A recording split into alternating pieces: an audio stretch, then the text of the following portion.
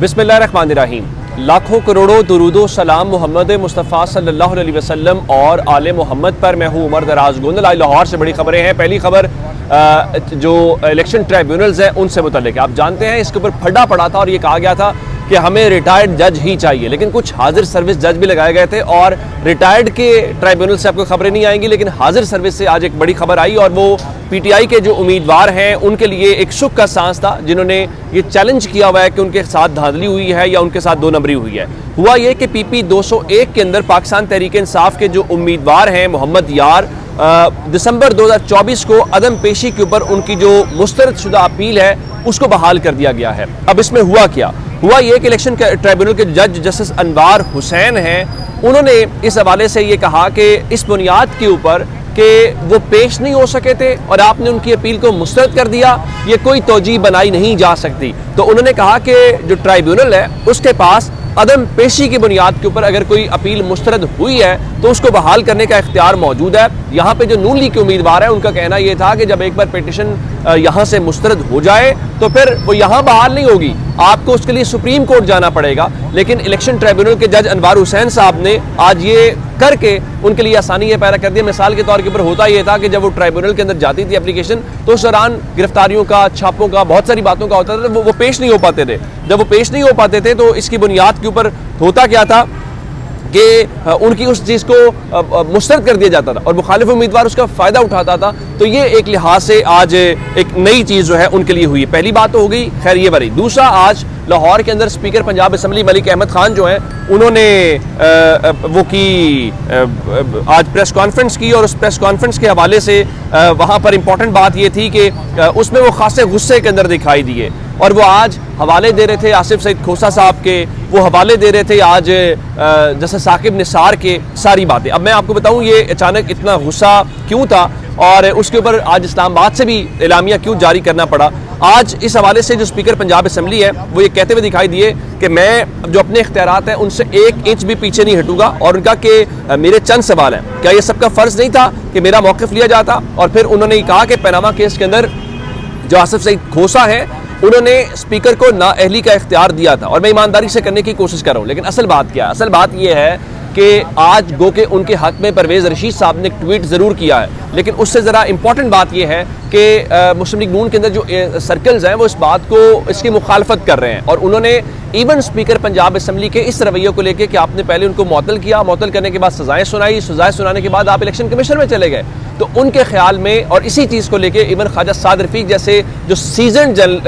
Parliamentarian है उन्होंने भी इसको ये कहा कि ये आप पार्लियामेंटेरियंस की नाअहलियों का एक नया रास्ता खोल रहे हैं। अब जब मुस्लिम लीग नून के अंदर मलिक अहमद खान की मुखालफत हुई और कहा गया कि आप ये इस हद तक तो ठीक था कि आपने सजाएं दे दी, आपने मुअत्तल कर दिया, जब आप इलेक्शन कमीशन में जाएंगे तो ये अगर प्रेसिडेंट सेट हो गया कि वाया स्पीकर आप वहां से डिस्क्वालीफाई कर रहे हैं तो आने वाले दिनों के अंदर हमेशा तो गवर्नमेंट नून लीग की नहीं रहनी, तो ये चीज़ हमारे गले पड़ जाएगी। तो इस हवाले से उनको जो प्रॉब्लम है। और फिर एक और बात है, अब आप जिस आसिफ सईद खोसा साहब के फैसलों का हवाला दे रहे हैं ये वही आसिफ सईद खोसा हैं जिनको लेकर वहाँ पर मुस्लिम लीग नून, मियाँ नवाज शरीफ, मरीम नवाज जो हैं वो तनकीद का निशाना बनाते रहे। तो इस बार ऐसा क्या मुख्तलिफ हुआ है कि आप उन्हीं के फैसलों को कोट करते हुए अपनी चीज़ों को कर रहे हैं। तो लाहौर से आज ये एक दूसरी खबर थी जिसको लेकर अब उनकी जो नापसंदीदगी है उस चीज़ को लेकर आज हमें गुस्से का इजहार नजर आया। अच्छा, इसी चीज़ को लेकर आज इलेक्शन कमीशन जो है उसने एक बाज़ाब्ता एलामिया जारी किया और वो एलामिया बहुत ही दिलचस्प था। वो एलामिया इस तरीके से था, आप हैरान इस बात के ऊपर होंगे, और कहा जी जो ओछे हथकंडे हैं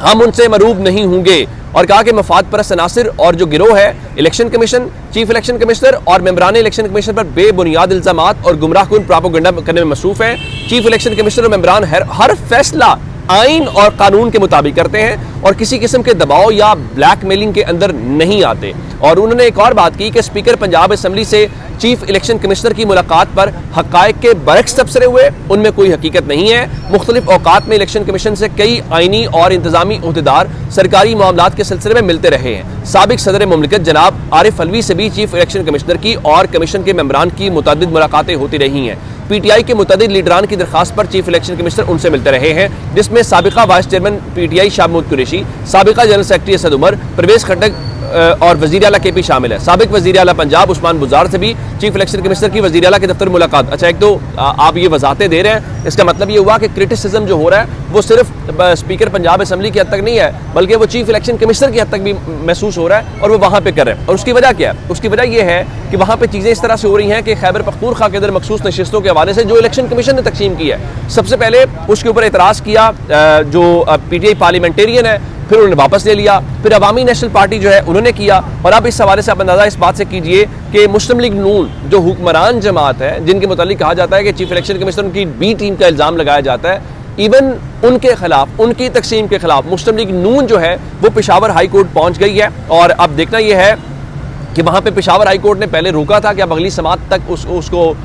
हल्फ से रोकेंगे, और नून लीग ने ये कहा है कि JUI जो है उनको ज़्यादा और हमें कम नशिस्तें मिली हैं। असल में ये वो जो रेवड़ियों की तरह बांटा जा रहा है, बंदर बांट है, उस बंदर बांट में भी इतराज़ है कि मुझे कम मिला है, उसको ज़्यादा मिला है, और ये बात ठीक है। यानी आप अंदाज़ा इस बात से लगाइए कि कौमी असम्बली के अंदर अब मुस्लिम लीग नून को 2 सीटें मजीद मिलेगी। अच्छा, वो सीटें जी क्यों मजीद मिलेंगी? असल बात ये थी कि जो तरजीह लिस्ट थी, जो प्रायोरिटी लिस्ट मुस्लिम लीग नून ने दी थी, वो उस हवाले से बताया गया कि वो उसमें नाम खत्म हो गए हैं। यानी उनको अंदाज़ा था कि हम इतने जीत के आएंगे, इतने हमारे MNA बनेंगे, लेकिन उन्हें यह अंदाज़ा तो नहीं था कि जो तहरीक इंसाफ के हक की सीटें हैं वो भी हमें मिलेंगी। तो उसकी बुनियाद के ऊपर सीटें खत्म हो गई, तो अब उसके बाद एक बार फिर उनसे नई बुनियाद के ऊपर तरजीह नशिस्तों के हवाले से मांग लिया गया है, जिसका मतलब है कि वो नए नाम देंगे और उन 2 नामों की बुनियाद के ऊपर जो 2 मखसूस सीटें हैं उनको मजीद मिलेंगी। अच्छा, उसमें एक और जो डेवलपमेंट है वो ये है कि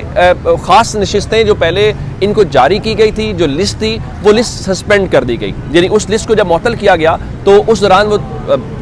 जो सुप्रीम कोर्ट का बेंच है जिसमें फुल कोर्ट बैठी थी, उन्होंने सीटें तहरीक इंसाफ को देने का फैसला किया। तो अब चूंकि वो फैसला बहाल करके वो जो लिस्ट उस वक्त आई थी, जो नोटिफिकेशन था वो बहाल हुआ, तो आप हैरान इस बात के ऊपर होंगे कि वो जो जिस दौरान मुअत्तल रहे, यानी जिस दौरान सुप्रीम कोर्ट फुल कोर्ट ने फैसला दिया, 26वीं तरमीम नहीं हुई, आईनी बेंच नहीं बना, सब कुछ हुआ, उस दौरान जो मुअत्तली यानी 13 मई 2014, ये पिछले साल मई के अंदर फैसला आया था, तो अब 31 दिसंबर 2024 तक जब ये मामला सुप्रीम कोर्ट आईनी बेंच के सामने आ गया, तब से लेके अब तक यानी मई से दिसंबर तक जितने महीने बनते हैं उन महीनों की तनख्वाहें देने का फैसला किया है। आपके ऊपर टैक्स लगेगा, मेरे ऊपर टैक्स लगेगा, मुश्किल फैसले हैं, लेकिन अब इनके उन MNAs को जो कि बनते भी नहीं है, जो सीटें तहरीक इंसाफ की बनती हैं, लेकिन चूंकि इनमें बंदर बांट कर दी गई, तो जिस दौरान उनका नाम पहले आया, फिर मुअत्तल हुआ, फिर दोबारा बहाल हुआ, उस अरसे की तनख्वाहें भी उनको दी जाएंगी। और तकरीबन 1 जनवरी 2025 से अदालती फैसले तक जो बढ़ी हुई तनख्वाह है वो उनको बढ़ी हुई तनख्वाह मिलेगी, और बाकी जो बेसिक तनख्वाहें हैं वो भी उनको मिलेंगी। यानी आप अंदाजा कीजिए कि ये लाखों रुपया जो है वो आपकी मेरी जेब में से इसलिए जाएगा चूंकि उनका ताल्लुक मुस्लिम लीग नून से है, जहां पे सुप्रीम कोर्ट का फैसला था, आपने उसके ऊपर अमल दरामद भी नहीं किया और सीटें भी नहीं दी। चलें, अब आप उनको अलाउंस या तनख्वाहें तो बहुत दूर की बात है, लेकिन अब आपने सीटें भी उनकी खैंच के मुस्लिम लीग नून और पीपल्स पार्टी को दे दी, बल्कि उसके साथ जो उनकी तनख्वाहें उस दौरान बनती थी या नहीं बनती थी, गोगे बनती तो नहीं थी, आप मुअत्तल हो गए हैं, वो तनख्वाहें भी उनको देने का ऐलान किया है। तो ऐसे चीफ इलेक्शन कमिश्नर के होते हुए, ऐसे असम्बली के होते हुए मुस्लिम लीग नून को और क्या चाहिए? अपना बहुत सारा ख्याल रखिएगा। खुदा हाफिज।